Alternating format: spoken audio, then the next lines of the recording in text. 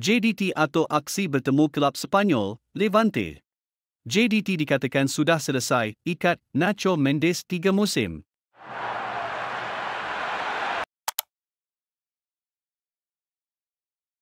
Juara Liga Super, Johor Darul Ta'zim, JDT, sah akan turun beraksi menentang kelab Sepanyol, Levante.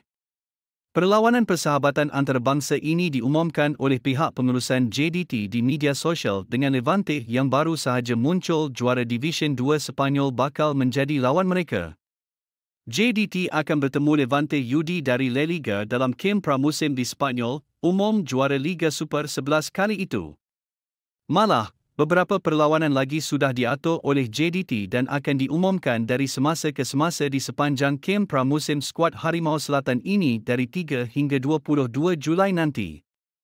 Levante merupakan pasukan juara Liga Division 2 Sepanyol musim lalu yang menyaksikan skuad kendalian Julian Chalero akan kembali beraksi di pentas La Liga pada musim hadapan. Malah, aksi ini juga bakal menjadi ujian awal buat pengendali baharu JDT, Xisco Munoz yang baru dilantik 2 minggu lalu bagi menggantikan tempat ditinggalkan jurulatih sebelum ini, Hector Bidoglio.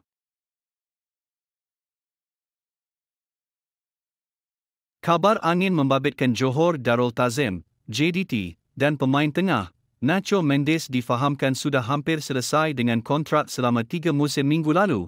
Wartawan Sepanyol, Angel Garcia menerusi satu laporan menjelaskan bahawa JDT menawarkan kontrak untuk merekrut Nacho Mendes dengan kenaikan gaji 4 kali ganda. Pemain tengah Real Sporting de Gijón iaitu Nacho Mendes dikabarkan sedang mempertimbangkan tawaran daripada JDT, tulis Angel Garcia di laman ke-10. Kelab yang turut menampilkan Jace, Jonathan Vieira dan Antonio Glaude ini bakal menggandakan 4 kali ganda gaji beliau sekarang. Info terbaru oleh laman berita Sepanyol, El Comercio pula mendedahkan bahawa perpindahan Nacho Mendes sudah pun dimuktamadkan pada Khamis dengan kontrak 3 musim.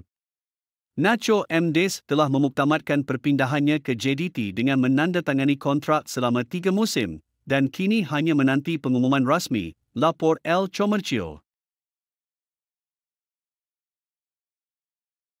Dua bekas tonggak Harimau Malaya, Safiq Rahim dan Farizal Marlias meninggalkan legasi yang hebat bersama pasukan lama mereka, Johor Darul Ta'zim, JDT. Safiq dan Farizal sah tidak lagi bersama JDT. Ini selepas mereka menjadi sebahagian daripada 11 pemain yang tidak dikekalkan untuk musim 2025-26. Selain mereka, Harimau Selatan turut melepaskan Ramadan Saifullah, Izham Tarmizi Roslan, Jordi Amat, Jesse Rodriguez, Anselmo Morris, Alvaro Rodriguez, Murilo Henrique, Roque Mesa dan Jonathan Vieira. Safiq dan Farizal masing-masing menyertai JDT dari Selangor pada musim 2013 dan 2015. Sejak itu, kedua-duanya memberi sumbangan besar kepada Harimau Selatan. Selepas menyertai JDT sebanyak 2 kali iaitu 2013 dan 2021, Safiq merekodkan mencatat 270 penampilan, 59 gol dan 68 bantuan jaringan.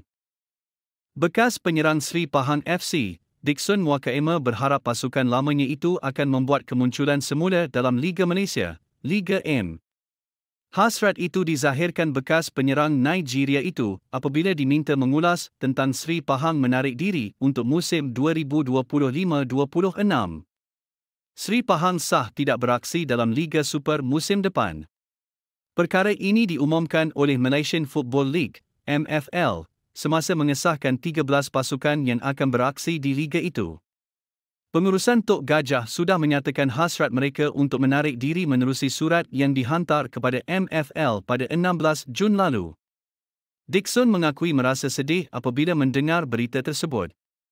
Ini kerana salah satu hajatnya bila kembali ke Malaysia ialah melihat Sri Pahang beraksi di atas padang. Pada masa sama, bekas penyerang